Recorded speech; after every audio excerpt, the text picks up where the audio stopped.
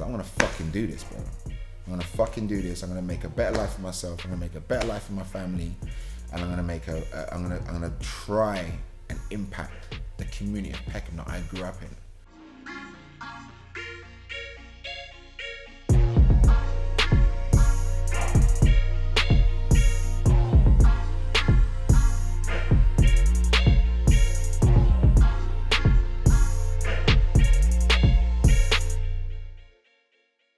All right, round two.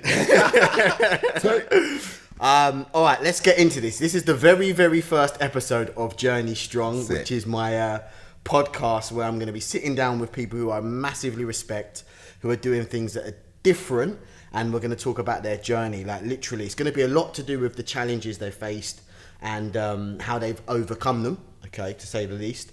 But I'm super gassed about this guy because whenever I say the word brethren, like real friend, okay, somebody who I don't see all the time, but every time I see them, spend time around this person's vicinity, it's just massive love. To the point, I actually done my being Alphie gratitude party at your spot. Big and we're going to go into that. Yeah. Now, the reason I massively respect him is because he took a path. I've seen him throughout his whole journey. Maybe, 15, 16 years we've known each other? Maybe as long as that, 2004, 2005, yeah. What clubs like CC? Where was you taking CC Club 24. Club 24. Gas Club Cirque. There we go. So a good 15 years at least I've known you for. And I love to see it when somebody goes a completely different route, completely against the grain. And I think I can confidently say I do not know anyone, black man, that owns a pub. I've only been to 3 pubs in my life. Really? 3 pubs in my life. That's exactly why. That's just got to change, man. So the respect I've got for this guy, especially when we talk about the journey and what he used to do and how he transitioned into this, he's just a high-level connector with the highest degree. Every time I've been out with him, wicked time. So, without any further ado, a man that I massively respect, Clem Face. Clem Face in the building. Hi, everybody. Do you know, just to touch on Journey Strong. So, my name is Clement Chukwumerije Ogbonnaya. So, my Igbo name is Chukwumerije, which means God made journey. No way. So, for me, I say to all my friends, like, the journey is equally, if not more so, as important as the destination. And 10 times more for me. So it's even funny, like, I wasn't aware. So I got these 2 little cousins, Jason and Yemichi, and they have this brand called Ihane Michi, and their t-shirt says Journey on it. And I was actually going to wear it today, but it was a bit hot, to be honest. Like, it's a nice, like, terry tee fabric t-shirt, and like, journey means, so even the fact when this is your first episode you got me on, yo bro, I'm a big fan of the journey. So yeah, thanks for having me on, bro. Come on, man, come on. I'm so glad it is you, to be fair. I really am glad it's you. So the actual structure I'm going to do, we're going to dive massively into the journey and the challenges you faced and everything of that nature. But first thing I want to do, is just, because it's unusual, bro. Like, I'm Alfie Valentine, Clem Face. How do you land Clem Face as the name? Well, as you can see, I've got a pretty, like, my smile pretty much takes over my face. Like, I've got quite a big round head. And when I was younger, I'm quite an awkward person. It's quite awkward. And when I was younger, I wasn't very good with girls. And there was this girl I met once upon a time I massively fancied, and like kind of hung on to her coattails and everything she said to me. I was like, ah. And then she used to say to me, like, oh, you got a face like Clem. And I was like, what? She's like, yeah, you just got a face like Clem. Like, you're always smiling. And I was like, oh, at the time I didn't know how to take it. I was like, oh no, is she trying to like friend zone me, which she actually did. Don't get it twisted. But no, so like Clem Face is stuck because everyone says they're unique, and obviously we all are. But for me, it's like I'm just happy and I'm grateful, for every opportunity I've been given or got, and I try and grasp it. And if I'm not ready, I don't take it, because I'm not here to waste anyone's time. And when I came to this country, like when I was 5-6 years old, it was just crazy. I just remember just going. All right, so let's stop for one second. Okay. Talk to me, because you're same as me. We're both Nigerian. Yeah. You came, same as myself, you came to this country to escape for a better life. Yeah, well, so my parents tell me, yeah, of course. For a better life. So talk to me about that. What age did you come here? Where did you go? What was the sort of the pattern? Yeah, so I was 1981 I was born, and I came here 1986, 87 maybe, and it was myself, my brother, my sister, my mum, my dad was already here just setting things up, and we lived for 1 year in Balham. We were in a bedsit, which I kind of remember quite fondly, if I'm completely honest with you, because my brother, my sister, and we slept on the floor, and my mum and my dad slept on a mattress. We were just a small room, and it was like we were all together. So for me, I don't look back on it and think, oh, I had nothing. I had everything. I had like my family were there within, they were just there. So it was quite fantastic. And then we were fortunate enough to be rehoused, and we moved to New Cross Gate, Telegraph Hill area, and back then, don't get me wrong, it was really leafy, it was lovely, but it was still South London. It was South London in the late 80s, 90s, and I remember every Saturday when my mum would be like, "Don't go and play down on the main road on a Saturday afternoon," because Millwall used to play.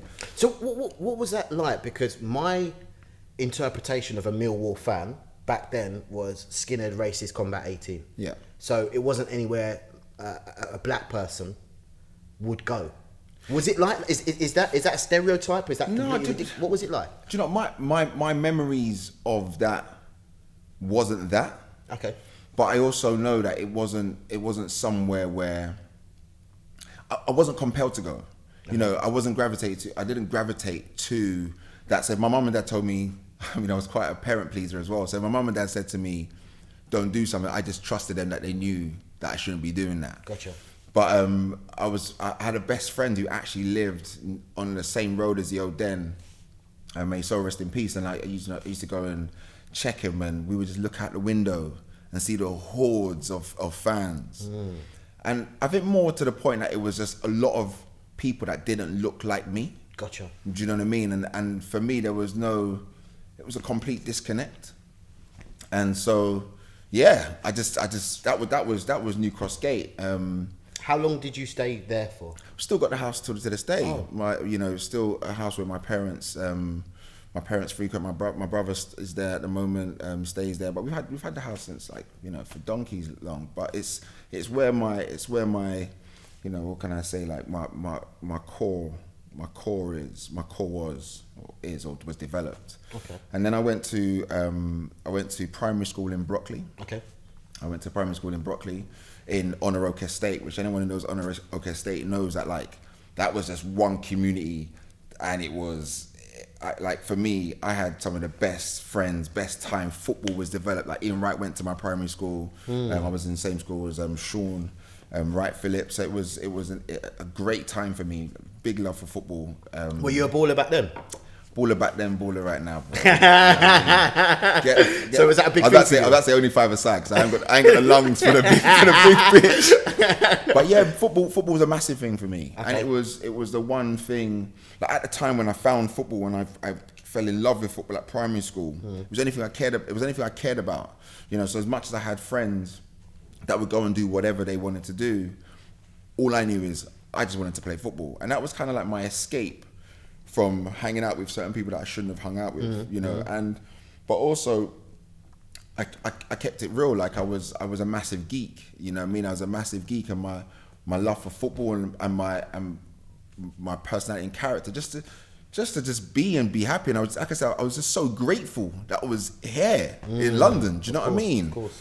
So yes, I went primary school in Brockley, and then I went to school in Peckham. I went to St. Thomas Apostle, which was like a real wow, South London, or Peckham at the time, so between 91 and 96, Peckham at the time was peak, really, really peak, and it was but yeah, in what sense? Because obviously now you're more consciously aware of surroundings and what's going on. So for anybody that isn't from Peckham, isn't from ghetto areas, describe what it was like now that you're sort of early teens. So it was one of those, you know, predominantly all the boys. I went to an all boys school. Okay. Predominantly all the boys are black, for starters. You know, everyone talked the same, everyone walked the same, and you know there was some pressures to be a certain way, or you know conform to a certain type. And what type is that? You know, there was let's get it out. Like just being naughty. You know, being naughty, and for me, which in looking back now, I was very grateful for the fear I had in my father. I was more scared of my dad than I was of the police. Old school Nigeria. Do you know what I mean? Like as real as it gets, you know. So when he said, "Get home," I'm going home. Gotcha. Do you know what I mean? So, but yeah, some of the boys that I still, you know, if I saw them today, we're pals. Some of them still come and see me at the pub from time to time. They might have gone on and done their things, but they just respected how I carried myself at the time. Wow. Like I said, I was a massive geek, bro. You know, I loved maths and I loved football. Those are my two things. I remember my maths teacher, Sister Sarah. Yo, mean woman. Really? You know, but she made me love maths. She made me want to be in her higher tier group. Gotcha. You know, and that was all I was really about at school. But outside of school, it was just a case of getting from school to home without meeting anyone that any problems are gonna happen. That real. You know, like I'm not saying it was Vietnam, but you know, it was real. You know, and I know I've been in a situation where I've witnessed a situation where there was mishaps and you know things went wrong and what have you. But I just tried to make sure that for me it was all about getting through school and moving on to better. What that was at the time, I didn't know. I mean, to be honest, I thought I was going to be a footballer. So let's talk about this because this is really, really like something I want to talk about because a lot of kids, my son, as you know, dream of being a footballer. Yeah. And from what I hear, not only was your brother was a sick footballer. So you had it round you. So talk to me a bit about that. So when I look at young black boys now, like the emergence of black boys in football now, it's a beautiful thing. It's fantastic because probably their parents are. I'm not saying I'm old, but I'm probably like our age, a little bit older. They've gone through what we've gone through, and I think you can't make it in sport if you haven't got the parental support and also the approval. You know, so. You know, I came from a traditional Nigerian family where it was like... Read your book. You read your book. You have to be a doctor, engineer, lawyer, all this kind of stuff, you know. And it was... And I believed it. I believed it. But yeah, I still played football on the side. Like, I remember going to the park. You know, we had a park at the end of our road. I go on my ones and I'd be just kicking a ball. Anyone that was prepared to play a game of football, I'll make them play a game of football. You know, I was just literally... And I'll be honest, I became, I don't know if my brother will agree, but I think he would. I became better than my brother. Really? You know, I was like, yo, I went to college. I went to college in Clapham, I went SFX, represented London District. You know, I was really trying to push to... Did you mentioned, because a bit of a, not to jump, but you mentioned you weren't getting support. Yeah. So was you doing this without any blessings Yeah, from absolutely, zero? Completely. Just... going on that path. Just going on that path. In terms of like my parents, they never once said, okay, let's take you to a trial. Oh, you're part of a Sunday team. Let me drive you. That never happened. You know, and particularly when football games back then were on a Sunday, they're like, no, you're going to church. What football match are you going to? Get yourself to church. You know, and it's really vital that we talk about that because I'm reading Michael Jordan's book at the moment, and the thing that his parents used to do, people take for granted, like my missus does it with my boy, takes him everywhere, all his coaches, everything. People take for granted just how much that support really offers. Just taking them there safely, like massively, watching them, supporting them there. People take it massive. I am somebody who's taken it for granted. So I can only imagine what it must have been like for you doing this typically on your own. Do you know, I think at times I felt let down. You know, I'm not gonna lie, like it was, I felt let down, but I also felt like, what do I know?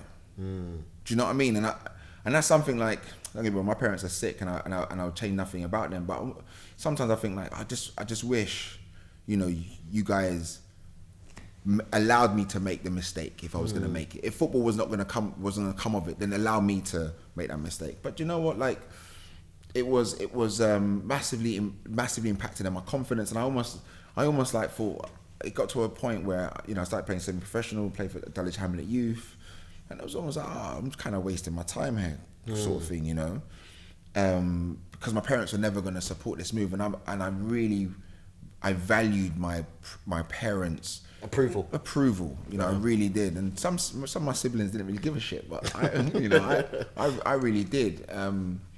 So out of SFX, I felt even when I left SFX to go uni, it was like my confidence to play football was high, but I was also developing like social abilities that I never had.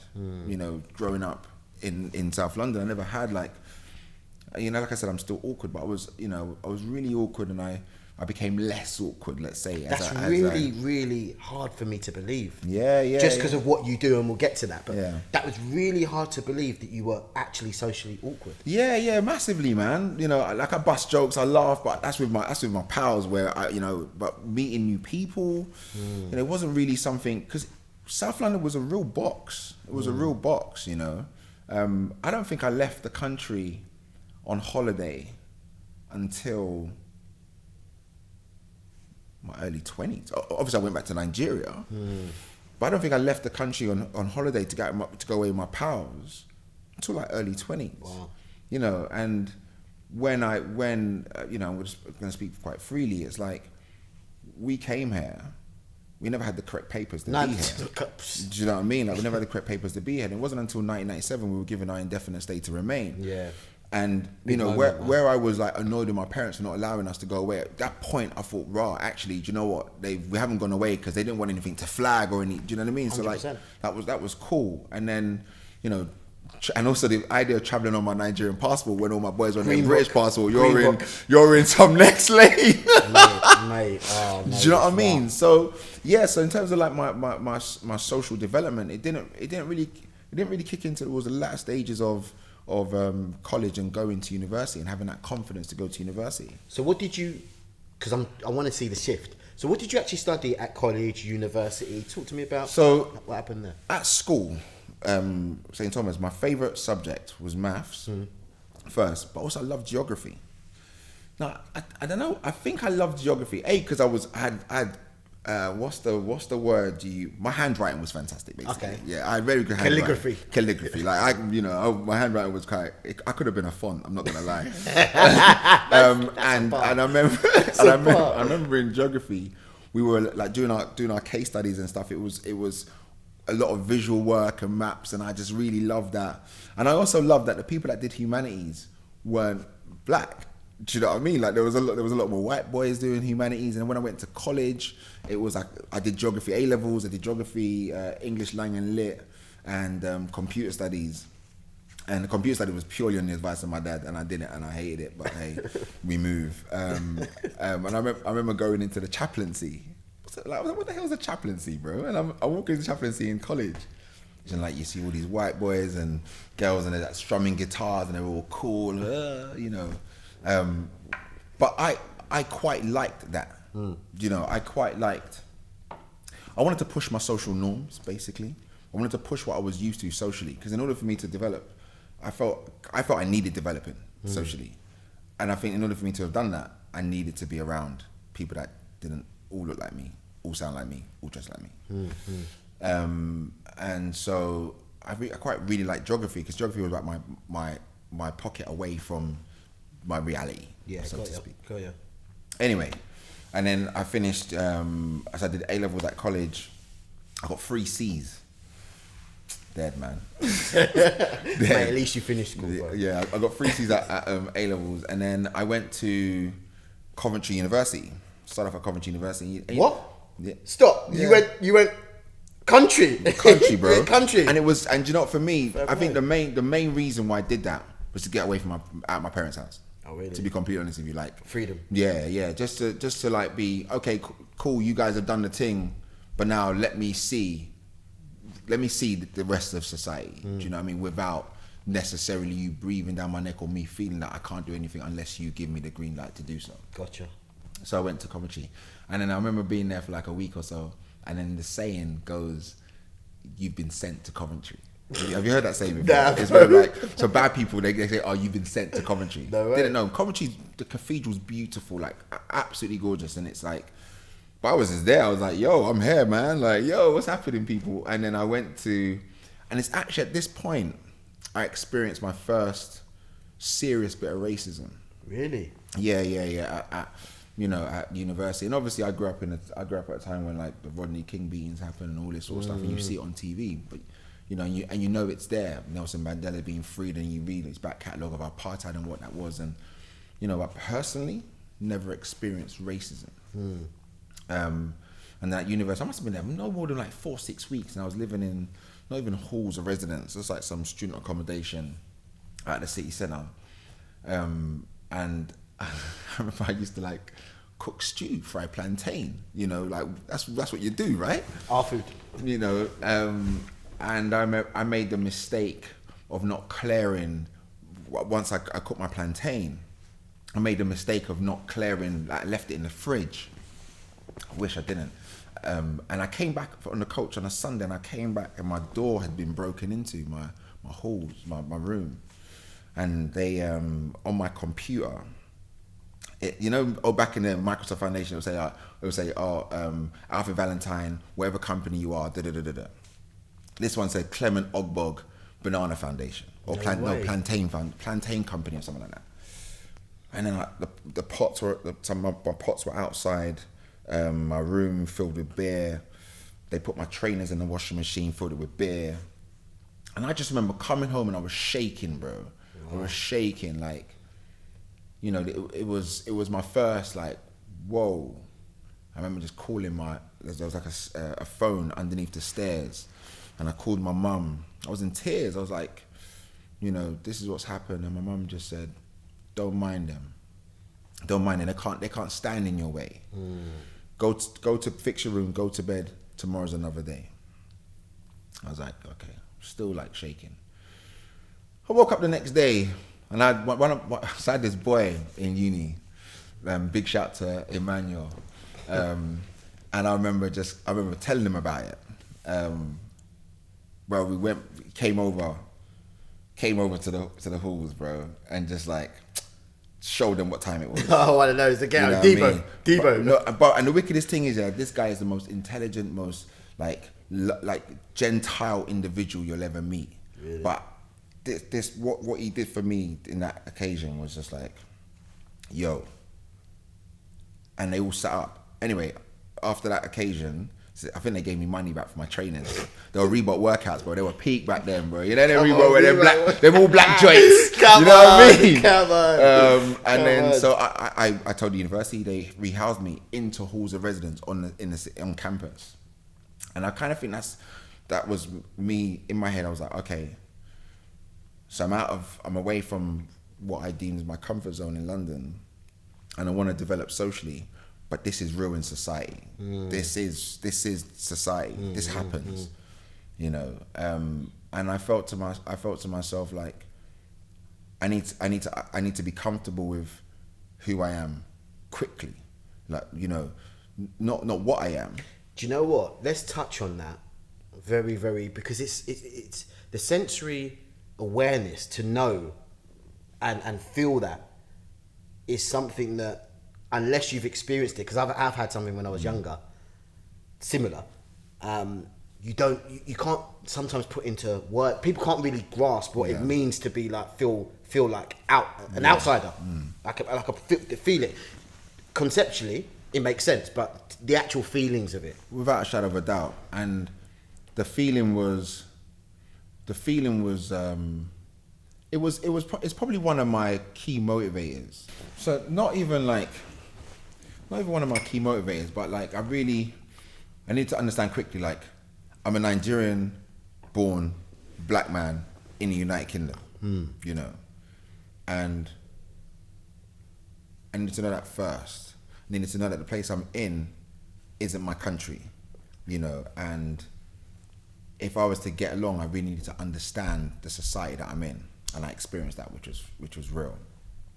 Anyway, I proceeded to, I reverted back to my love of football, because that was the one thing that was, like in that film Love and Basketball and whatever, like me was Love and Football. And I joined the university football team, and there was predominantly white boys on the football team. Did you experience any racism or any sort of bad vibes No, there? not so it's a safe place for you. Yeah. And you know what, like when I see someone, when I meet anyone, and even back then, I know it's all cliched and stuff, and everyone talks about energies and what have you, like I'm just after good people, and call me naive. Actually, I am with a lot of the accountants I've had in the past, but I'm naive, and everyone in that team was just cool, and I was able to train twice a week, play football on the weekend, and it was a blessing. And I started seeing all these different social groups, parties, and everyone's going out and etc. etc. I didn't drink before university, if I'm honest with you. Didn't drink at all. And then like I grew within myself in the first year. Still awkward, massively. And in my second year, it kind of went off. Okay. I was like, yo, I like this partying vibe. I like this going out. I like meeting people, like ad hoc meetings where you're by yourself, and all of a sudden you're chatting with a group of people, and then your mates, you meet you in the library the next day. I quite like that, and I became fascinated with people's social habits. I became fascinated with, you see someone who's really like under it because they've got an essay or an assignment to hand in the next day, but when you see them in a bar or in a restaurant or a club, they're elated, they're happy, and I really became fascinated with that. And then after my second year, I went to Loughborough University to do a placement year. So it was 13 months of just work. I worked while doing a dissertation. And Loughborough's a different kettle of fish. Loughborough's a university town. When there's no university, there's no one there. It was predominantly white, of course. More Asians than blacks, mainly a sports university, which I quite like, but I'll be honest, by the time I got to this level, I wasn't as good as football as the people that were in this university, if I'm honest. And again, I remember MC, it's so funny, something you don't know about me, Alphie, actually, Go on, tell me. So, exclusive. I used to MC. Didn't we all, bro? Bro, I used to MC back in the day. What's your MC name? Reaper. Hey, listen, my brother. Listen, my MC was Reaper, and let me give you some bars. It goes like this.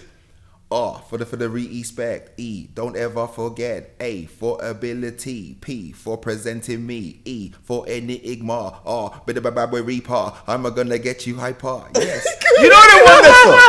Yeah, that was me, bro. That was me. But yeah, I was like MCing, bro. God. And I remember I MC'd with Heartless Crew at Leicester University. And they did an event at Leicester University when I was seriously gassed.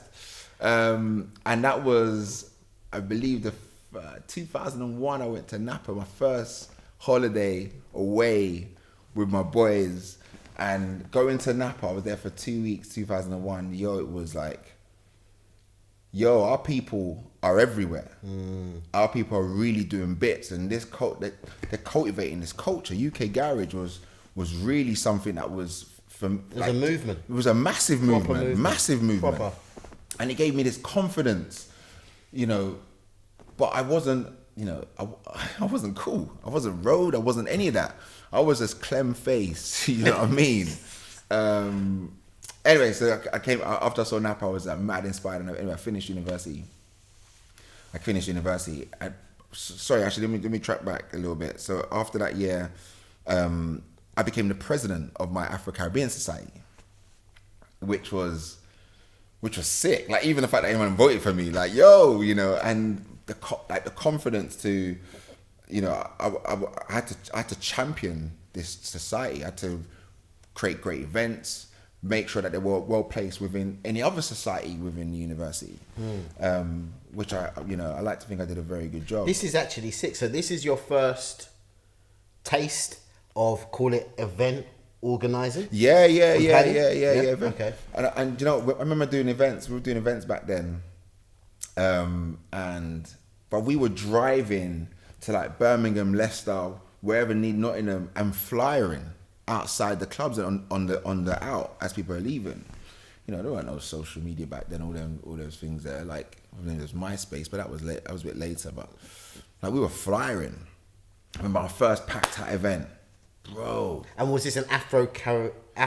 No, this wasn't even Afro-Caribbean. Okay. This was just me, obviously as a president. I just did a little side move. Okay. And this party we did it at the place, it used to be called The Planet in Coventry. Okay. It was mad. Okay. I could not believe that myself and my partner at the time accomplished this. Sick. Must have been about 1,000, 1,500 people in there. No way. You know, it was end of the year. It was incredible. And that was like my real first taste of like, yo, I can put on events. And I remember just going around, and this socially awkward kid that I once was getting high-fived. Was like, yo, Clem, this is sick. You know, people that didn't even know me were like, yo, this is your thing, yeah? Bro, this is sick. And did you feed off that energy? Yeah, massively. And you know what? And I was unashamedly gassed. Do you know what I mean? And it was like, yeah, because I did this. I woke up at 2 at night and drove for an hour to another party. Like, I'm going to take all the credit for this, you know? But then at that point, it was like, how do I then make this, if I want this feeling to last, it's got to be sustainable, but there's got to be growth in it. It can't just be I'm in a party, high-fiving, having drinks. Like, how can I create something fantastic from this? Can we just stop there, because that's your first taste, and ultimately this is about the journey. Was there any challenges, or what were the challenges, if any, in getting, because 1,500 people, there's people that would struggle to do that today. Do you know what I mean? So was there any challenges, or was it smooth sailing, and that's what really gassed you to think, do you know what, this could be something I actually want to do full time? I mean, getting the money together to pay for the DJs and stuff, I just used my student loans.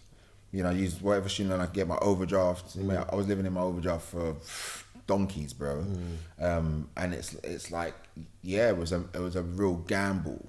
I think it was just mainly financial, and obviously my sleep. You know, waking up early in the morning to go fly, and then wake up to go lectures and stuff. I mean, there was one lecture. It's called a module called Managing Change. I don't think I went for 3 months, bro. Really? I don't even know how I came out of university with a degree. Because I'm talented. I love that. No, but I love that. Yeah, like it was really tough in that respect. But other than that, like there wasn't, if I'm honest, like much competition. Okay. You know? So you had dominancy of the market. Yeah, I mean, I don't want to say dominancy because it was just one event and it went really well. It could have been a fluke. I mean, obviously time has told that it's not, but you know, it was like I did it and it went well. We made money. We went away in the summer and it was great. Got my degree, came back to London. And how old are you now? Right now. No. How old were you now when you come back to London? So 2002, I came back to London. So I'd have been 21. Okay, fine. 21. I'm just trying to piece this as to when we first met. And how you got into doing that, because that's the part that. So 2002, really came back to London. Back at home, with my parents. Tough to get a job, graduate schemes, trying to get a job, like it was all IT. Trying to get a job, Barclays or whatever graduate scheme was going. And you know, now when I look back at it, the reason why I didn't get those jobs, because I wasn't passionate about it. When I was filling out application forms, I wasn't pouring my soul and my heart into these applications. When I was at interviews, they probably saw, I mean, some people say no, because you're black. Probably, who knows? But I genuinely believe that there was just no real love and passion to get this job. Of course. You know, so I remained in retail for a while. Worked at Gap, worked at Armani, which was like my taste of. I remember being at Armani and having on Brompton Road and having Patrick Vieira, Gilberto Silva come in, and I'm a massive Arsenal fan, bro. Playing it as cool as you like trying to be really, really cool. And all I wanted to say, and I in the end I said, "Oh, Gilberto, please sign the thing, man, sign the thing." And that was really, really cool. And then I got fired after 3 months. What for? I believe I got fired because I just didn't fit. Okay. You know, I didn't fit the mode. You know, still quite uncouth at the time. Probably still uncouth now at some points. But like, You know, we're talking everyone's Italian, everyone's tailored, everyone's you know, everyone had some sort of beard or some situation. I had nothing. I barely got a beard now, let alone beard back then. And yeah, so I got fired, and it's one of the biggest memories I have of my brother. So I was fired, and so I was unemployed for like 3 months, and I was down to like no money. And I remember my brother took me out of the house and said, come, let's go Peckham. We went to Peckham, went to JD Sports, and my brother bought me a tracksuit, matching his tracksuit. And you know, for all the ups and downs me and my brother may have, it's like, he did that for me at that time where it was, I was like down and out. And then I got a job interview. I remember getting this job interview for Xerox, the photocopy people. Yeah. And I got it. I was down to my last tenner, and I used that tenner to get to the interview, bro. You know, and I got the job. I was elated, and it was ultimately a sales role. Probably the best sales training I've ever received. Probably the best sales training in the world. Well, I'm gonna say the world, but I haven't had many. But that was one that was really stood out. And there was this particular thing about the cycle of change. And all these various methods of understanding your consumer. Because I think everyone wants to sell, but you sell when you create a need, not a want necessarily. When you create a need, you're going to sell. You know, that's why the whole cliche like, oh yeah, I can sell ice in the winter, because that shows you're above your game, because there's ice everywhere. But you're saying, do you understand what I mean? Yeah, like, of course. it's creating that need. Anyway, so I worked for Xerox, and it was, again, predominantly white people, was in a suit every day, which made me feel empowered anyway. And I remember this one particular time when I really, again, gassed myself. So my department wanted to go out, and I started getting to West End around this time. My brother and his business partner were big promoters in the West End, and they were like, where can we go? And I said, do you know, I got a connect at China Whites, the original China Whites. Air Street, them ones. And like, all right, cool. Hooked up. Bro, I just remember the next day. Tuesday. So it was the next day, the Wednesday. We were all in work, and they were like, yo, Clem, that was sick. And I was the boy. Because you can imagine, my work is in Uxbridge. These people don't go in the West End. And again, seeing the mood of these people change towards me, towards themselves even, like at the time, at the night, they were really feeling themselves and the energy. And I was like, I want to create this forever. Gotcha. I would love to create this forever for as many different people as I meet and see. So I was still at Xerox anyway. And then I was offered this role in a photographic studio. It's around 2004 now. So I think this was just at the birth of Facebook. Well, Facebook was born, but I think it was only amongst like red brick universities, so like Oxford and the Cambridge and what have you. We were all still on MySpace, but and then there was this want for digital images. Everyone wanted to look good in digital images, so I was approached to take on this photographic studio. Ultimately a makeover studio, but they needed someone who could. The word they used was schmooze, right? They used this word schmooze, and I've got a mad work ethic as well. Like if you don't even need to give me a salary. Just dangle carrots in front of me and I'm gonna eat them, bro. Go for it. Do you know what I mean? It's as simple as that. And that's pretty much what it was. It was all commission based. Just was on it. Yam. Just. So what is the job? What was the job? So basically, it was a makeover studio. So they had a team that would be out, you know, telling people come and do a makeover, blah blah blah. Thought about doing modelling, what have you. And I've heard a lot of this, and they were just cleaning up back in the day. Cleaning up. I remember my pal used to do this. Starino used to do this. He worked for me. No way. Yeah, no. Yes, that's how me and Leon know each other, bro. Really? Yeah. Really? That's how we know each other. Yeah. That's how we know each other. Still, So basically, there was an agency who would deal with placing people accordingly if and when they got roles. I dealt with just the photographic side of things. So he worked in the department, like just placing people in work if they got it. We just did the photos. So that's how we connected. And that's crazy. Yeah, for real. That's That's how we met. And then so me and this girl who was running this first studio, we did so well that after like 12 months, we went to our bosses and said, yo, we want to open another one. Wow. You know, and we can all do it together or we'll go do it ourselves. So we forced their hand, we opened up another one. Literally, so the first one was in Soho and the next one was the parallel street. Like, it was so... Did they finance everything for you? So the second one, second time, we all financed it together. Okay. First one, they financed it. So this is your first, call it business, actual business. Yeah, I mean, I would love to, in hindsight, actually, yeah.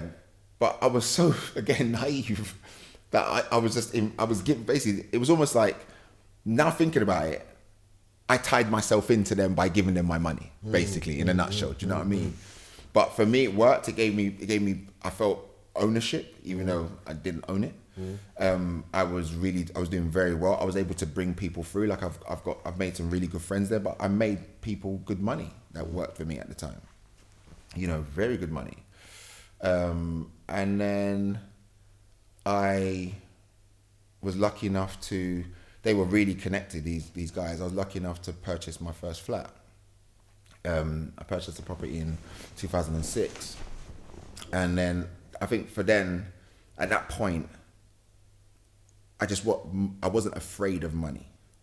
You know, I wasn't afraid of making money work for itself. Got ya. Do you know what I mean? Like if someone gave me, because I think sometimes the amount of O's on something scares people, right? Like, oh shit, but if you manage and plan, I think everything's achievable. So when I got the first property, so after 2 years, I remortgaged this property for another property. And then... Where did you get that from? Like to start doing that type of investment with your money? Like actually pulling out money and reinvesting and things of that nature, remortgaging, that's because I weren't like that. Yeah. Do you know, I think at that, so what was I? I was 25 at the time. And I think because there was no one who I could speak to who would say, don't do that. It was just uncharted territory. Gotcha. So I didn't have any fear. And at the time, Labour were in power. And the whole ideal of owning your property was being pushed massively. Yeah.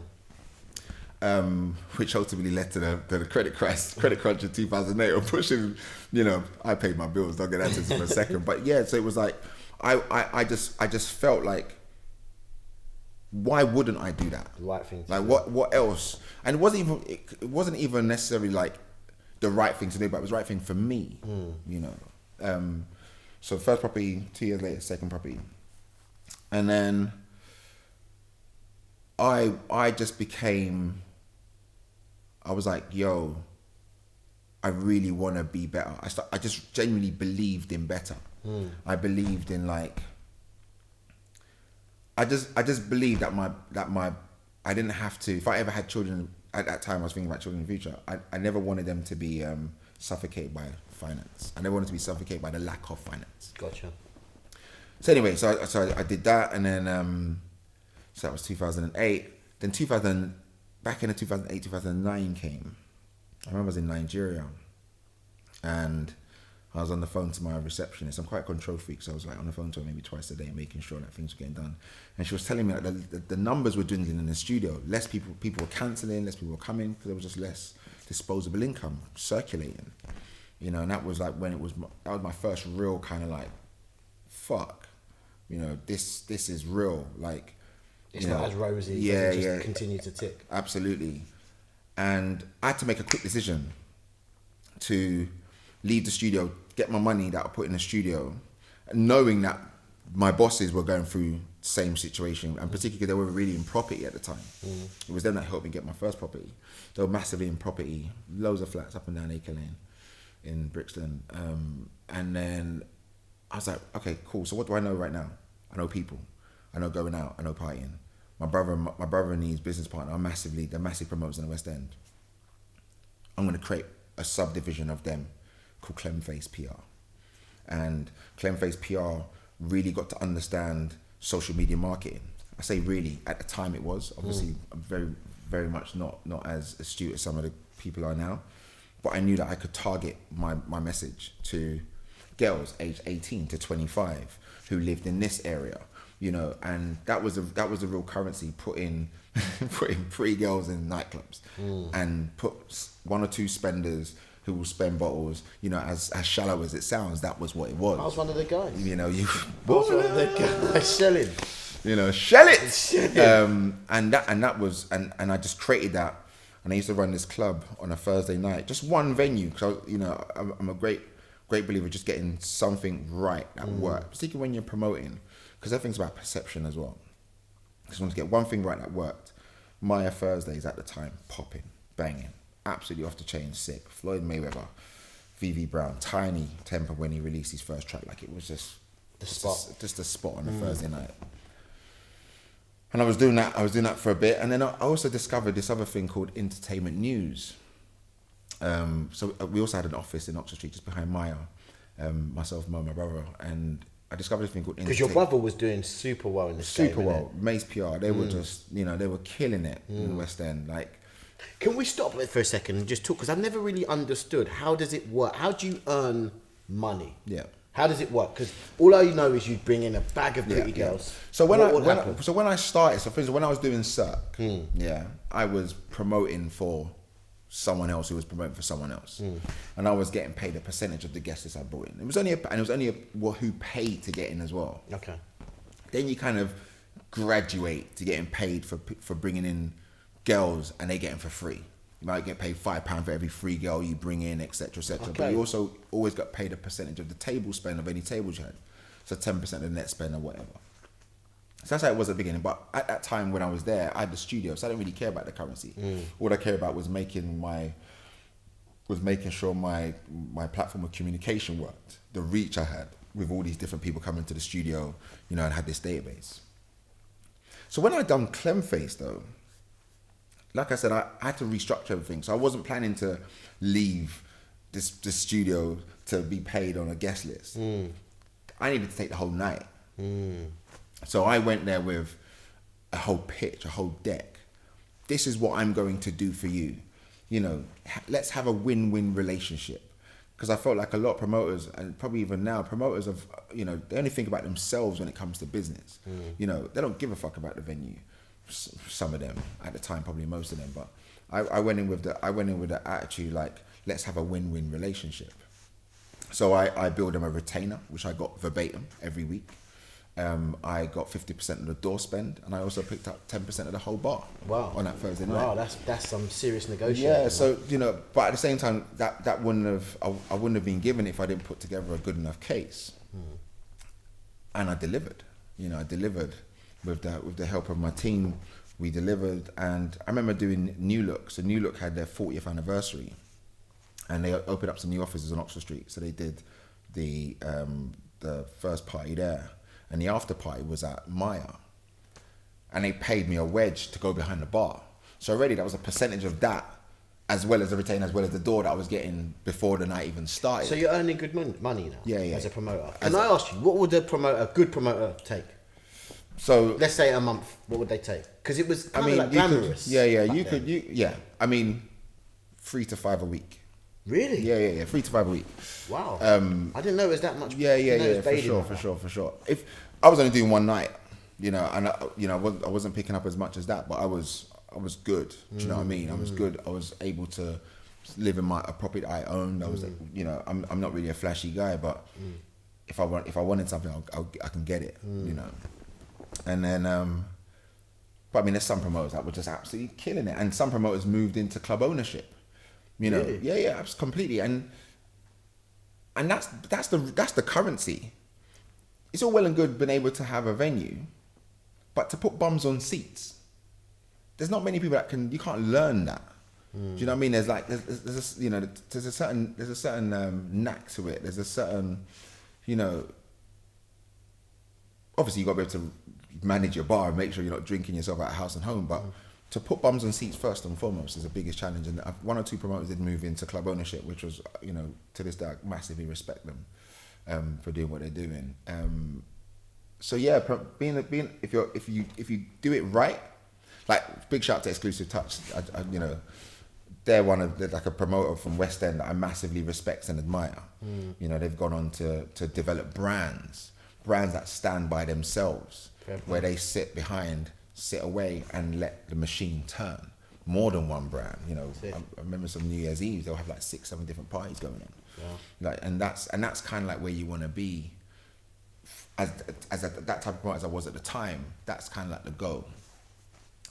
But my goal wasn't to have 20 million brands or to keep doing all these club nights.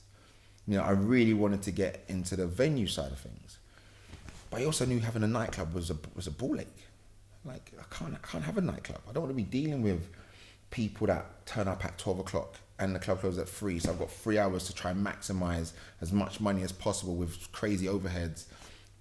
Because in that period of time, you can make some silly mistakes. You start letting in people that you don't need to let in. You start doing certain deals that you don't need to do just because you're scrambling. But, you know, that's just... And is that something you picked up from being a such promoter? Yeah, like I saw it for sure. But it was never going to be for me. So I need to learn that transition. How do I go from being this promoter, doing this weekly night that's doing well, to then like doing these parties for companies like New Look? And so I started thinking about brands, Blackberries, Nikes, all these different brands, and reaching out to them like, yo, let's do an event. You know, and not necessarily because of the event, but because of the people I was connecting with. You know, big connect at Nike I had once upon a time. You know, still good friends of mine. He's no longer there at Nike, but... Who are you talking about? You know what I'm talking about. Yeah. Big shout to him. He's no longer there, no? Yeah, no, he's not there anymore. And you know, the wickedest thing is, like, for him, I've got massive love for him, yeah? Because every time he asked me to do something, if I couldn't do it, I'll say, no, I can't do it. And if I did it, I delivered. I never overpromised and I never underdelivered. Accountability here. Massively. Like, I'm a quality over quantity kind of guy in that, within that party promotion kind of thing. I don't need to do a party every night of the week. I just need to do one party and make it fucking good. And I remember 2012, the Olympics, and he contacted me. He was like, yo, can you help me do the hospitality for the Nike heads? And I set him up a club night every day of the week. Some of them they went to, some of them they didn't, but I still got paid. And it was like making those sort of relationships with decision makers of these brands.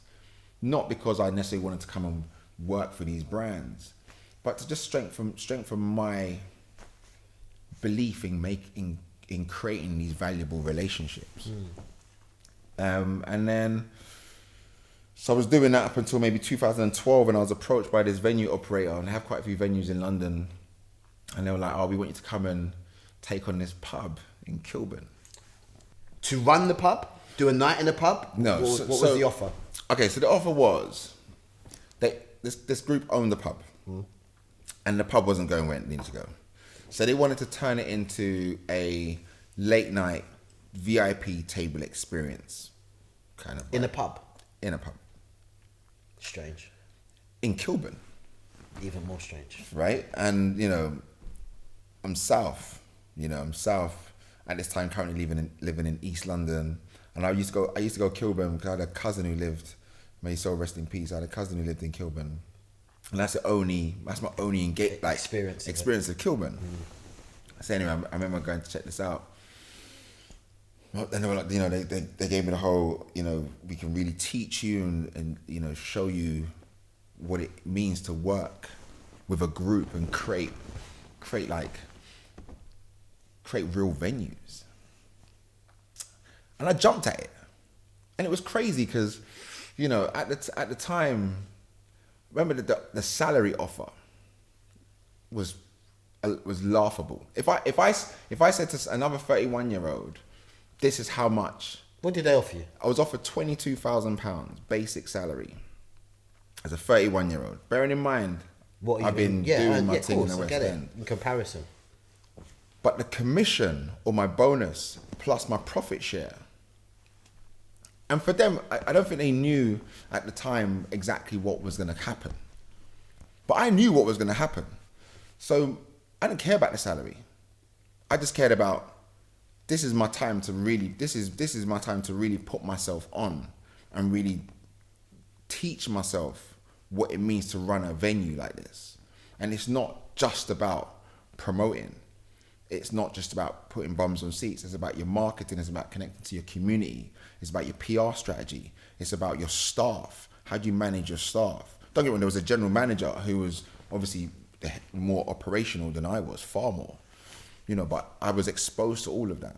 You see, when you started to gauge these are skills that you, or things you need to manage, did you have the major goal of where you were going or what you wanted to open and have and own? Then? So at that time, I just wanted to make this space a success. Okay, so you weren't going into that, because it's a different story if you're going into something with I'm going to go in there and learn this to do this. Do you know what I mean? No. I didn't at the time know that, you know, to be honest. I went in then, because you're as good as your last thing. You're as good as your last project kind of thing. And I knew that I would live or die by how good this experience was going to be, or this venue was going to be. Anyway, we named it Love and Liquor. And you know what, bro? From the opening party, shut down. Crazy. We were open only Fridays and Saturdays. Mate, I remember just so I can describe this club, it was on Kilburn High Road? Kilburn High Road, yeah. Kilburn High Road. And you'd go in it and it was a pub, but it just had a mad vibe. It had like a proper sort of traditional pub. Then you had like this sort of VIP area where I used to frequent. You know what I mean? And it was mad. It was completely. And you know what's like, the owners did such an amazing job on the aesthetics, on the visuals, and it was these things that I was absorbing as well. You know, because like now, if I go out now, there's so many ducks that have to be lined up in a row. I'm gone. You know, and that starts from the moment I step outside the venue. You know, and watching the way my bosses put together this space aesthetically, the sound system, what equipment's required, what beers are we going to sell, what cocktails are we going to do. That much detail. Of course. Wow. You know, and it was learning all of that and understanding speed of service. You know, when your bar's 2-3 deep, table service, who's your waitress, designate what section, what's the thoroughfare in terms of getting the bottles from behind the bar, like all of this sort of stuff. Sounds like a proper logistical operation. Yo, and you know, I think when you go out, it's you're just having a good time, right? No, and that's the point. Going out, or this industry is like this beautiful swan at the top of the lake, and regal and beautiful. But underneath, it's ugly as a motherfucker. She's paddling for dear life to keep afloat, and that's what we are behind the scenes, so that our customer, our consumer, our guests, our patrons are like, yo, this is really seamless. This is really, and in exchange, when you're asking someone to spend £10 on a double gin and tonic, why the fuck not? Like, why am I not? Because price is what you pay, value is what you get. Yeah. You know, and so it was learning all these key things. That is a bar, you know. Price is what you pay, value is what you get. Do you know what I mean? Heard that, you know? That is a, you know, I'm gonna read very, that. very, very key. And then, you know, so as this went on, I had this West End head on me where I was in a world where, you know, without sounding like a donut, we were going out and we were surrounded by celebrities. You know, P Diddy's party at Paper shut down. Do you know what I mean? Like, incredible. Out with like Nas at Elysium, ridiculous. Like, this is what we did. This was our norm, going out. And then when I came to Love and Liquor, it was like, don't get me wrong, obviously everything's about money, and we just had to cut our coat accordingly to where we were.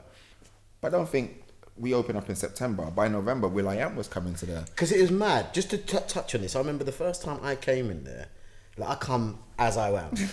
Bare fucking gold chains, diamonds, fucking watches, rolled up in a Ferrari, innit? I came in Ferrari, I think.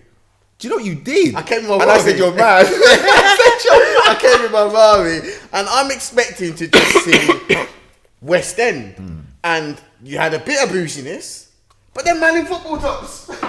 Bro, man wearing football tops. It was what's going on. See, I felt like at that time my mentality changed where, because there was I think West End, there was a lot of wolves in sheep's clothing. You know, everyone painted the picture of decadence and good living, but most of them weren't. Yeah.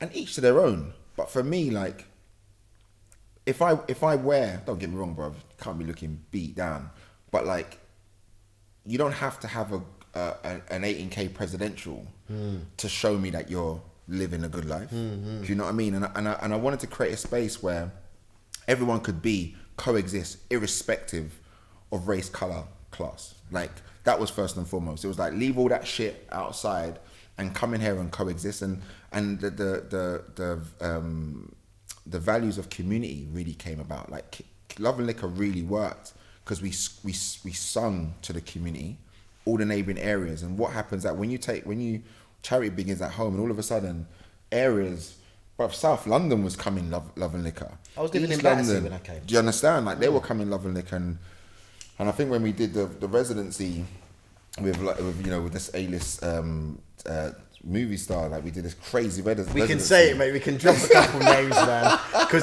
that was a big night, man. Yeah, that was a wild night, man. So we did this residency with Idris Elba. Sick.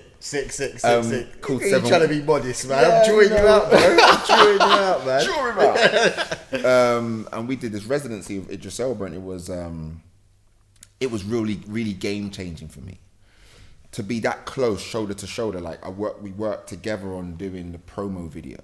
You know, I still remember it quite clearly. He came in on a Sunday, and he was fucking just incredible energy.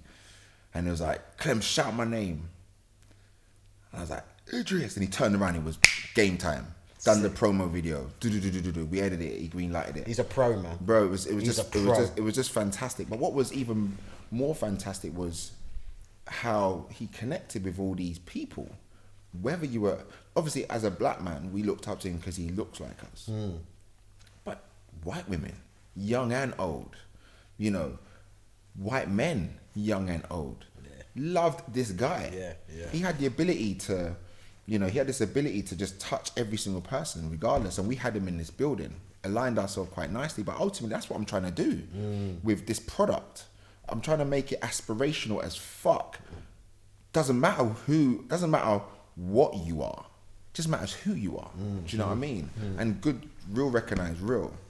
So we did this, and it was stratospheric. It was fucking incredible. Seth Troxler, Roger Sanchez, Mark Knight, Benga. Yeah, bro, that was a nutty night. Bro, Just want to say one story then, because it is funny. Like, when I actually met Idris, and I was so gassed because he was like a hero, innit? And I remember being behind the decks, them two was DJing, whatnot, and I thought, I'm gonna say something smart to him. Anyhow, this is me to him. I said to him, yeah, they're gonna make a film about me, and you're gonna play me. And he went, but I'm older than you. So I was like, you know what? No, I said, rah. Yeah, but you said keep it moving. Bro, man, we're making films now. You're making the films now, bro. But yeah, it was just incredible, Alphie. It was just absolutely incredible. And then from after 18 months, under 2 years, and I understand why it was sold. And it was it's a little bit. Oh, was it sold? So they sold it. Okay, I didn't know that. Now, and that's another thing in business, yeah, is when or not even business, anything.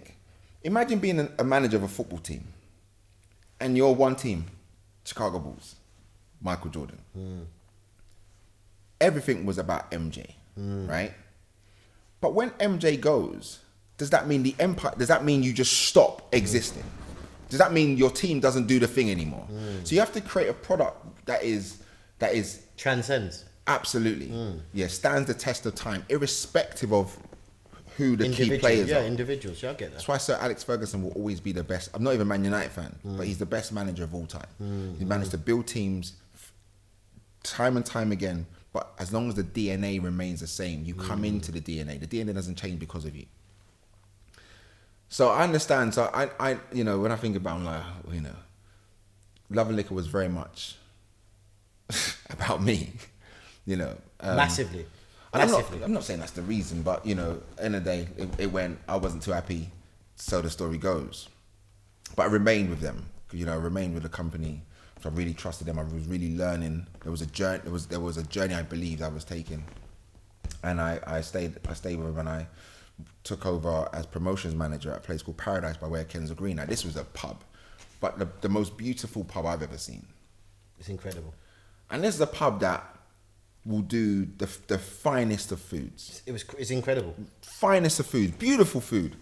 But then on a Friday night, you walk upstairs, Norman J spinning decks. Do you know what I mean? Like Miss Dynamite. Miss Dynamite will be performing. Etta Bond will be on. It was incredible. I was thinking, what? How is this? How are these two worlds coexisting? But at the same time, like, why not? You know, and that was when I really fell in love with the idea of a pub. And also, the problem with nightclubs are, I can't take my daughter to a nightclub. I can't take my 66-year-old mum and dad to a nightclub. But I can take them to a pub during the day. I can sit down and my daughter can run around. But at the same time, it can still be a turn-up space. You know, so pubs started really appealing to me. But most importantly, at the time, being in Kensal Green, there was this really strong set. Like pubs are public houses, and they are placed to serve the community in which they reside.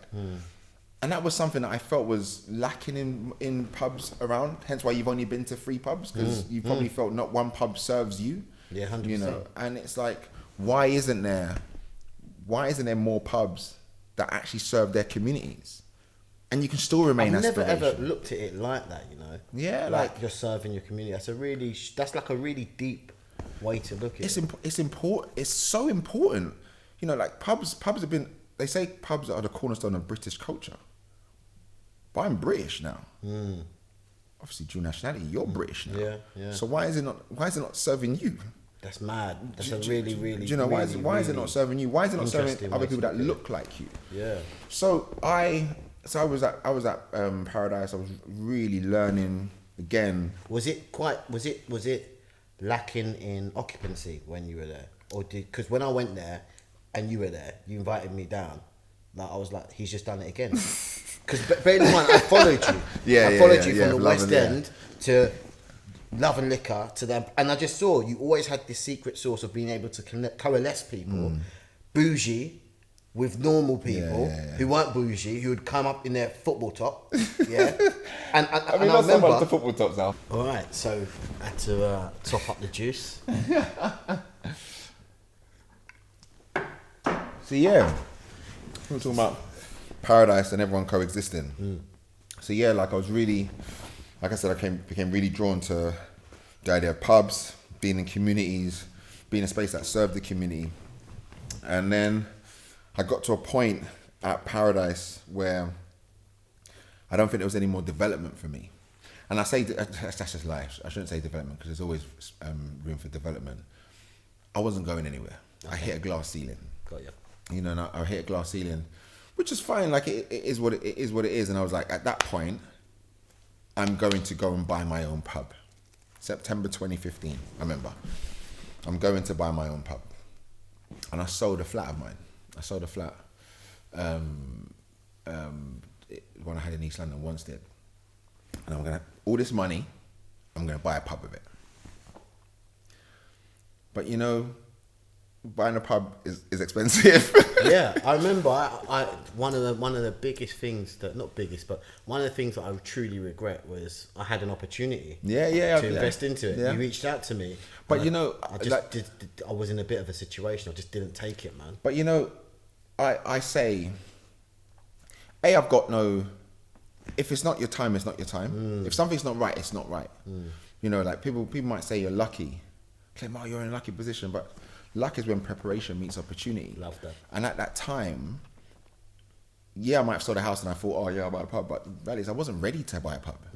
I wasn't prepared, you know. And I knew that. And at that point, I knew there was a lot more learning. I just remember I was at home for 4 months, you know, going out to different places, researching, and I was really low for this period of time, and money wasn't. You know, I wasn't low thinking, oh shit, well, I've got no money. I was low. I was thinking, my purpose has stagnated. You know, my momentum has just stopped. Because up until now, you haven't had, I wouldn't say you haven't had any challenges, but things have gone really well for you in this career. Absolutely. But you know, challenges are every. You know, I face challenges getting out of bed sometimes. Yeah, you know what I mean? I get you. But it's But what I meant by that is there wasn't a stumbling block, like you said. Now you've got the money, or you've got some money, and it's like, what do you now do? Yeah, it's not as easy as just going, okay, I'm going to go and buy a bub. You see somewhere and buy it. Do you know what I mean? It's definitely not that easy. Definitely not that easy. And first of all, the first thing, I didn't have enough money. Nowhere near enough money. Secondly, for me not to have bought it in that period of time shows that I didn't know anything. You know, if I had done the work that I thought I'd done, then I thought I would have bought one. So 4 months I was unemployed, and it was like really low. I remember being at home, and one day my missus comes in, like she's a doctor, and she comes in. I was in 4 in the afternoon. I'm with one of my cousins, and we're lean, bro. Like we just smoked like a sort of like, oh, we're down kind of zoot. And I remember, but we're like, I don't really smoke weed, yeah. And then I'm talking to me, and my missus looked at me, she goes, this is gonna stop. Yeah. You're gonna go and get yourself a job. That's what she said straight up. Like, you're stopping your momentum, and getting high at 2 in the afternoon isn't gonna help you. And I needed that. I needed that. Do you understand? And I needed that. And so, as I've done in all my life, other than up until Xerox, I've always engineered an opportunity. So I approached this company in East London, and they owned again a few venues, and there's something called the Laundry Building in London Fields, and it was a ground floor restaurant and a basement club, and I approached them and I engineered this opportunity. I became the marketing director. So I worked there from January 2016. And it was, everything was great. Again, it was a real, like the whole community thing. They were behind the community vibe. I never came to this one. No, I don't think you did. But the basement parties were like mad raves, mad raves. Who, what, how. I think, Gigs did a show for ASICS. Like, it was just raves, bro. Wow. And then it got to June 2016. So after working for these guys for 6 months, got to June 2016, and I said, no, I'm ready, And I started, I've been cooking up from when I left my previous employment. So up until that point, it was just under a year of cooking up ideas, cooking up my ethos, my values, my morals, what the DNA of my actual pub is going to be. And was this all mental, or did you write this all down? It was all mental at the time. Then at June 2016, mental became written. Massive. Completely. Change. Completely. The change in my mentality was, and I remember just being, I wanted to be honest with my boss at the time. And I said, look, I'm going to leave and I'm going to buy my own boozer. And I remember him saying, obviously, like, he didn't want me to leave. So he'd be like, oh, what about if we go into partnership? Da, da, da. I know it was just all things to keep me there, but it's fine. Like, I like the guy, whatever. And one of my pals, Luke, who does some work with me now, like, he's like one of my cold Ds. Like, he's always there. Very, very creative, very intelligent young man.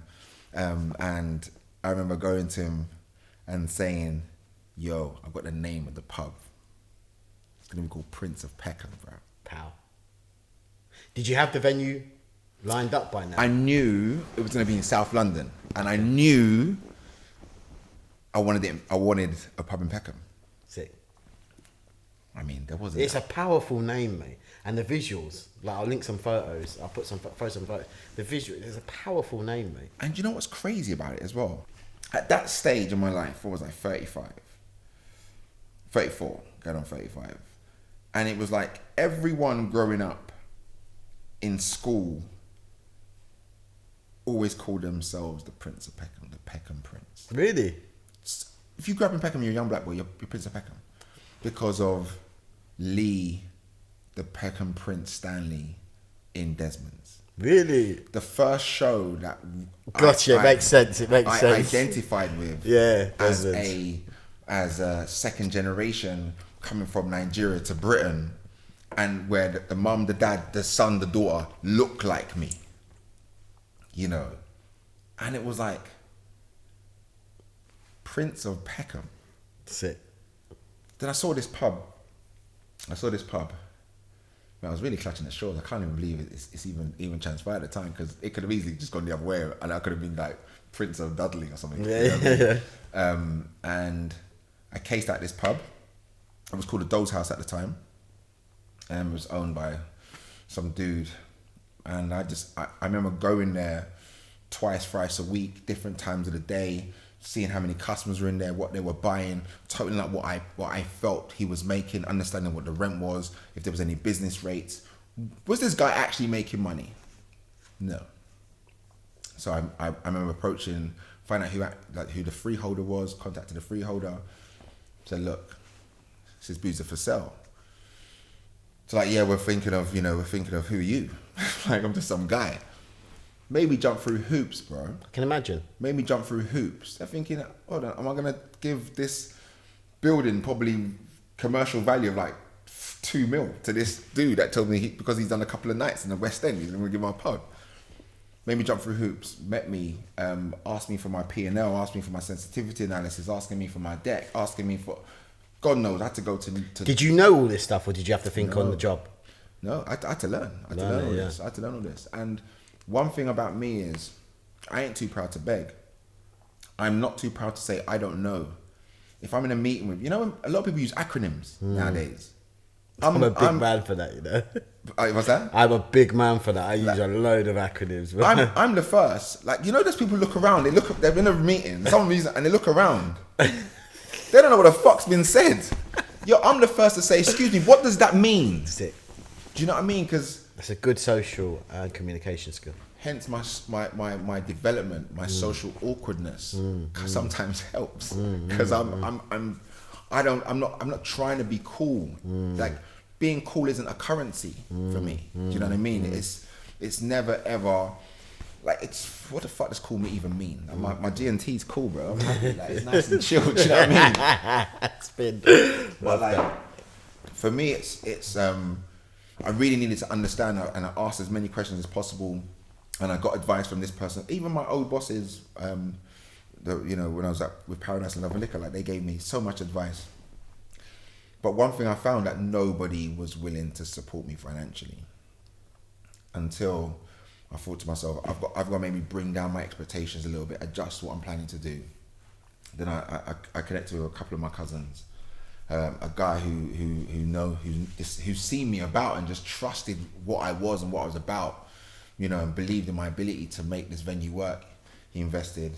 Another girl who's actually got her own bar in Peckham, but at the time she invested in me, and another cousin of mine invested in me. And it was like, I thought at this time, financially wasn't the problem anymore. Like, everything's set, and I'm prepared. So the product's not important, the identity's not important.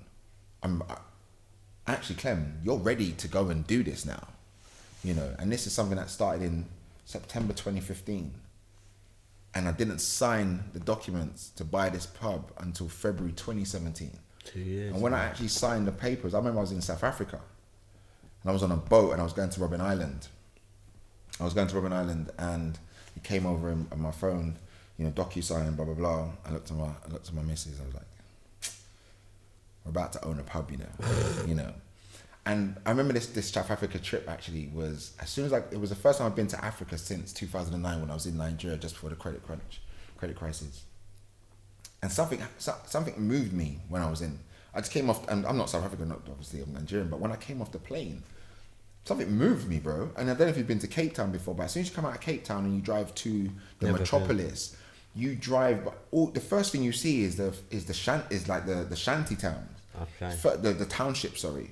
First thing you see, long stretch of road, tin houses. I was moved, bro. I was like, yo, this is crazy. Then you get to Cape Town, it's some booming metropolis. Big buildings, big massive football stadium that was built for the 2010 World Cup. Like, it's incredible. So when I was on this boat and I was going to Robben Island, Nelson Mandela is one of my biggest heroes, like massive, massive heroes. And probably, I want to say not for the obvious, but for his tolerance, for his ability to tolerate and put aside his personal differences for the greater good. Greater good, yeah. I think that's funny because I was watching Fast and Furious with what's it called, Hobbs and Shaw, and Idris is in it, and he says this line where he goes, humanity hates itself more than it values self-preservation, you know. And it's like, this man said, I'm gonna go through this for the greater good of my people. And you know, whether you agree with Nelson Mandela or not, for me it was a massive hero of mine. So when I was on that boat, I'm not saying this is some monumental moment about to sign by a pub and Nelson, like, no, it's unquantifiable, but that really took me. I was like, I'm gonna fucking do this, bro. I'm gonna fucking do this. I'm gonna make a better life for myself. I'm gonna make a better life for my family, and I'm gonna try and impact the community of Peckham that I grew up in. You know, I'm really gonna try, and it's gonna be inclusive, and it's not gonna be some of the spaces I've worked at before, but the message is going to be aspirational. You know, the message is going to be, let's raise ourselves. Like, we're an estate pub. You've been to Prince. We're surrounded by an estate. Come on, mate. But you walk in there, you see leather bunket seating, you see a lovely chandelier. You know, smashed it, man. Like, why can't you aspire to have those things, even if you've grown up in the hood? You know, and Prince of Peckham was really my sea change. You know, and yes, first and foremost, it's got to be a good business. There's no two ways about that. But being a good business is really or the business that I'm in, is really understanding what your product is and really understanding your consumer and creating that need. You know, let people see that, yo, this is one of us, and he's come back to the community to do this here. Yeah, like, it's nothing but respect, man. Every time I think of it, like, to do that. And the fact is, when you go to your pub, it's the same sort of vibe whereby you have so much a mixture of people. And now you've said you're doing it for the community, it makes so much sense. I didn't think there was that much planning behind it. I just thought it was just like, that's kind of what it is. But you've actually attracted that, and purposely and unapologetically. And I think now I'm so unapologetically African today. I've never been more so. You know, like, even me starting this podcast and saying Clement Chukwumerija Ogbonnaya, I'm pronouncing it the way my father would pronounce it, or my dad would. Do you understand? Like, that wouldn't happen back in the day. And that's just real. Because it wasn't cool to be Nigerian then. It wasn't cool to be African then. Yeah. You know, but you grow up and it's like, I think we at my age, I have a social responsibility now. And I think that is part of my business plan. You know, and it is to have a better life for me and a better life for my family.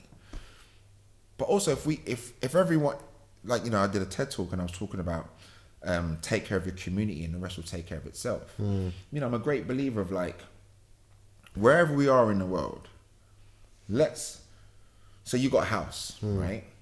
You look after your living room first. Then you go and look after your kitchen. Then you go and look after your bedrooms. Then you go and look after your garden.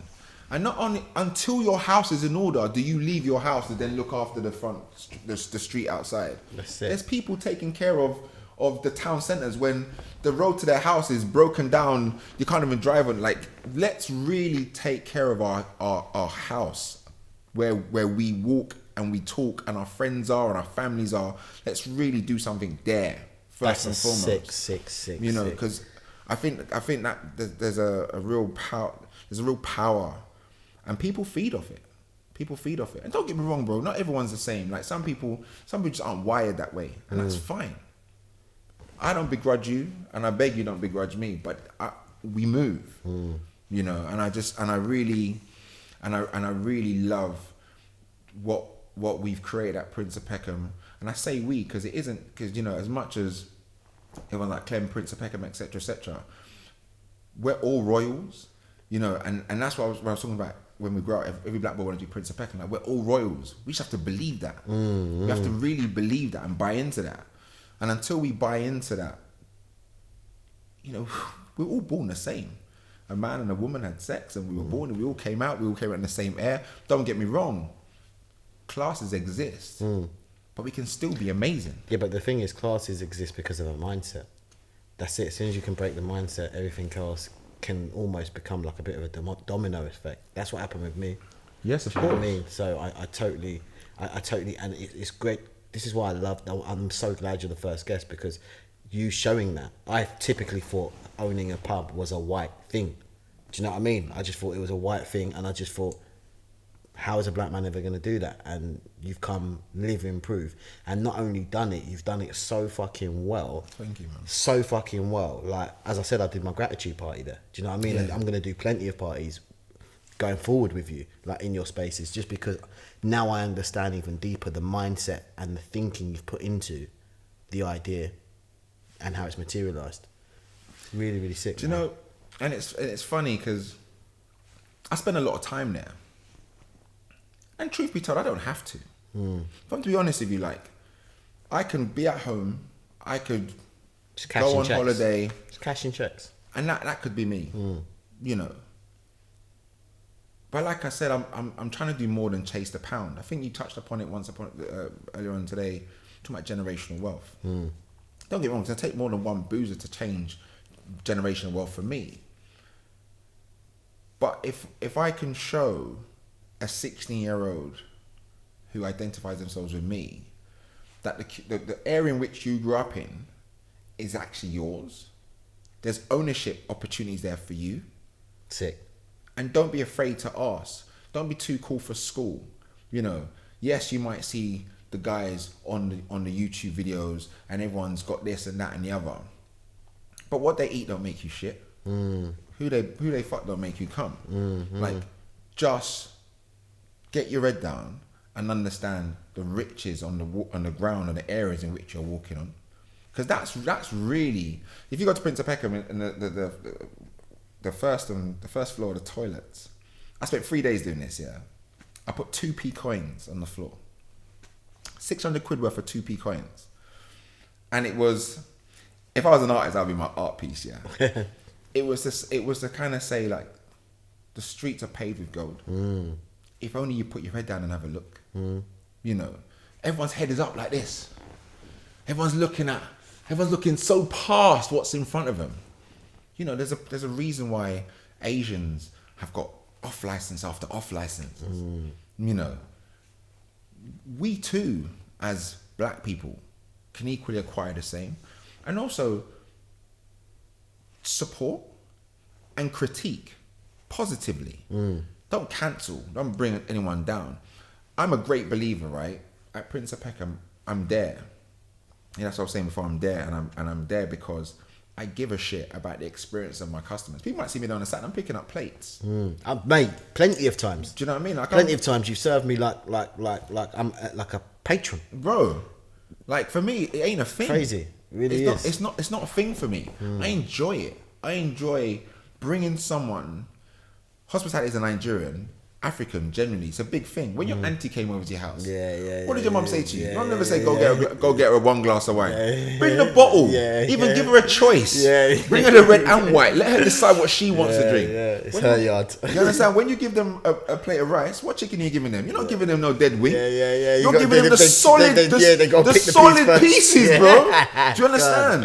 Like, that's what hospitality means to us. And I try to really allow that to come across at Prince of Peckham. I'm generous in, like, competitions. Because in the day, I'm grateful for everyone's custom. I'm grateful, bro, that every day someone comes into my pub and buys a drink, and in return, I'm going to give you a comfortable boozer. I'm going to give you a safe boozer. I'm going to give you good staff. I'm going to give you good music. I'm going to give you a warm pub. I'm going to give you I'm going to give you Premiership experience. football. I'm going to give you banging music on a Saturday night. I'm going to give you all of these things because I'm grateful, you know. And moving forward, One thing, because it's really important. We've talked about the journey, and everyone knows that I've obviously created this thing, the system. So one of the things I wanted to discuss with you is a goal. That's a main theme of what I'm going to do with Journey Strong. We understand the journey, and it has been an incredible journey over the last 15-ish plus years. What is the future for Clem? What's the goal? If I said to you, what's one important goal that I can hold you accountable to? We can work on the system, post it up, the steps that you're going to take. What would that goal be? Do you know? Do you remember when I was at Love and Liquor? You asked me, did you join Love and Liquor to think about getting yourself into? And I said no, I just wanted to get this product right. I'm in that same space where I'm now wanting to get this product right. But long term, I really, like, if I was to be honest, I really want people, I want to change people's opinions on, and it sounds really corny, but I don't know, it does sound corny. Hospitality needs, I love hospitality. And I just want, I want our people, and I say our people, I'm saying black people. I want black people, particularly local people, black boys, if I have to be more specific, to start owning, to start seeing ownership as their default. Sick. You know, not as, so for me it's hospitality. If you're a massive football fan and you can't be a footballer, start up a management company. You know, if you love music and you're not going to be a musician, start you know, whatever it is that you are passionate for. I want you to, I want people to go out there and actually think of ownership as their default. Now, how does one achieve that if it's not directly about me? So this is what I want to understand then. How do you quantify that, or how do you put that into a goal? Is there a shorter step that you're going to take? Probably on a personal level, I want to own 8 pubs. 8 pubs. Okay. 8 pubs is the number. And are you looking at another pub? Is there growth anytime soon? Yep. So unfortunately, just before this lockdown, just acquired a premises license on a second site. And that was going to be... So let me stop you. Is the goal to open a second pub? Actually, yeah, let's whittle it down. Actually, let's not be too general. Yeah. Short-term goal is to open a second pub. Okay. And replicate the same energy. All my pubs will have the same DNA. DNA. That's a better word. So it will. The overarching message is for South London by South London. Okay. You know, it's what did Michelle Obama said. When they go low, we go high. So I believe that the pubs I will create mirrors the solution to a problem, which is gentrification, which is creating a space that both old and new incumbents of any community can coexist. Problem with gentrification is there's no coexistence. You know, the new wave comes in, the old wave leaves. Old leaves, yeah, definitely. And they leave. Yes, they can't afford anything, but also they leave because there's nothing there for them anymore. Yeah. No one's offering them anything. Speaking their language. Do you understand?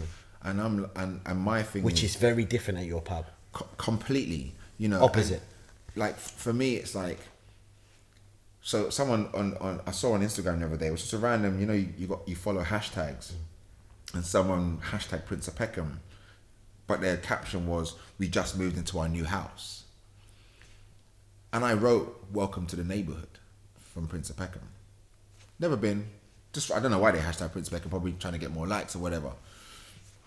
Welcome to the neighborhood, and that's someone clearly not from Peckham. But you know what?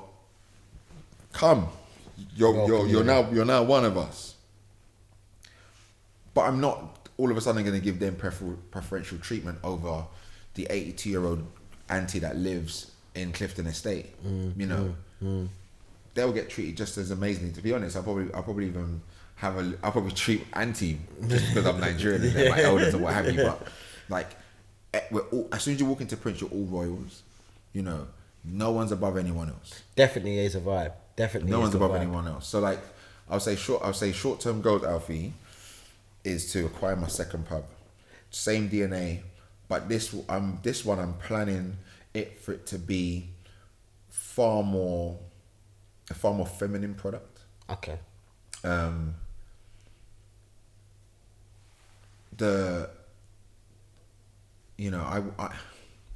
a massive advocate for representing the marginalized. You know, as a black man, I was marginalized, and I believe any group that has experienced marginalization, LGBTQ, trans, etc., because it's something I want to educate myself on as well. You know, because I don't believe anyone should ever feel that they're not welcome. No one should ever feel, doesn't matter how you identify yourself. And I really want this pub to really open its arms to those groups more. Sick. But It's very, very, especially because of background, Nigerian, black. To have that as a goal is a really, really sick goal. Completely. And you know, I'm just really, like I said, I'm really grateful for where I am and the support I've had, from my customers to my parents, etc. And I just feel like there's more people out there, because pubs play a massive part in people's lives, bro. We've had wakes, 9 nights, wedding receptions, birthdays, christenings, baby showers. We've had all sorts. Like that's how important a pub is somewhere. There's one woman that comes in once every week after she sees her mum who suffers from dementia in a home, and she comes to the pub and she has the same glass of wine. 2 glasses actually. She has 2 glasses of wine, and she sits there and we say hello, she leaves, she comes by herself, but she feels comfortable enough to be there. Like, it's almost like the pub has replaced the church altar. You know, the bartender has replaced the priest. People come to a boozer to really just like leave everything out there and just connect, communicate, you know. And so yeah, that's where I'm going. But at the same time, bro, everyone loves to turn up, and the pub's got to give that, you know. We gotta turn up, bro. So you know? what I'm gonna say then to end, because it's a great journey. I'm so glad you shared it with me, and I'm so thankful and grateful you shared it with me.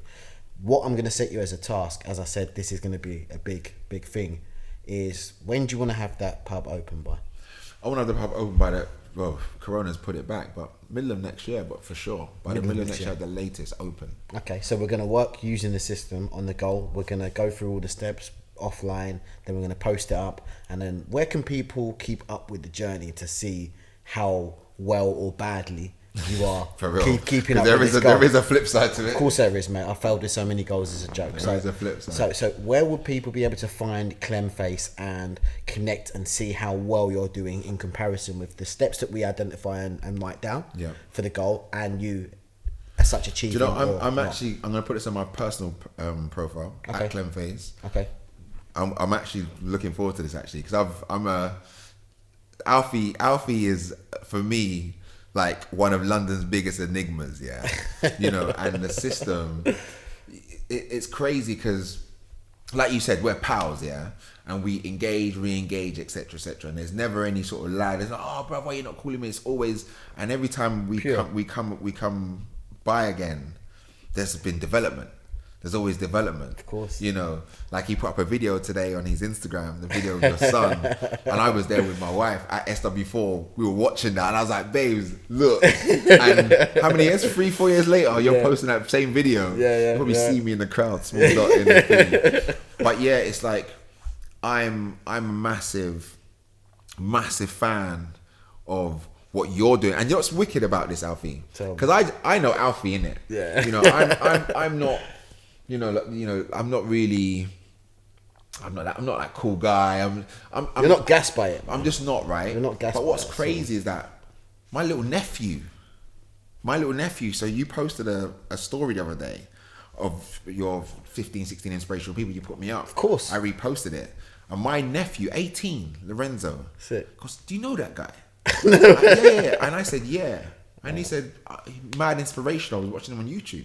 And that's how I learned you had a YouTube channel. Wow. Yeah, bro. Wow. And so if you're touching, and that's what I'm talking about, is young black boys identifying themselves massively, bro. Coalesces, so, you know, for me to, and it's all well and good us talking positivity, but you're putting it into action. Do you know what I mean? Like, you're spending your money and investing in this self. Yeah. You know, because you believe in what you're saying. And I think that's... I believe in the process, bro. That's why I can't wait to do the process with you, because I don't doubt it. I know we're going to go through this pen and paper like you did when you finally decided what you were going to do at Prince of Peckham. And I know that sometime next year, people are actually going to physically see it and go, oh, wow, he did this. Yeah. Or they're not. Or they're not. There is that variable, but I you know me, I have full belief in you, and I'm hoping that this time around, if there is opportunity, that, because you know I've got the restaurant now, that I can be more involved. And you know what's so crazy, bro? I think, you know, as a business partner, bro, knowing our energies, be silly. My brother, it'd be silly. Are you crazy? It'd be silly. It'd be silly. Chineke, as my brother would say. No, I'd be fire. But yeah, no, bro, like 100% down. And you know, I'll put the steps up on that Clem face on my Instagram, and let's follow. And hopefully, like, you know, this lockdown isn't much longer. Obviously, everyone, hopefully they're staying safe. Obviously, Alphie and I are exercising social distancing, and you know, when this is back up and when we're back up and running, I've got no doubt in my mind that the product I have in my head for this new venue, it's gonna be power, bro. Mate, I'm gonna get some content of us going through the steps, you taking action on the steps. I'll get people to come, 100%, and we'll edit it properly, and we'll show people the journey 100%. Strong.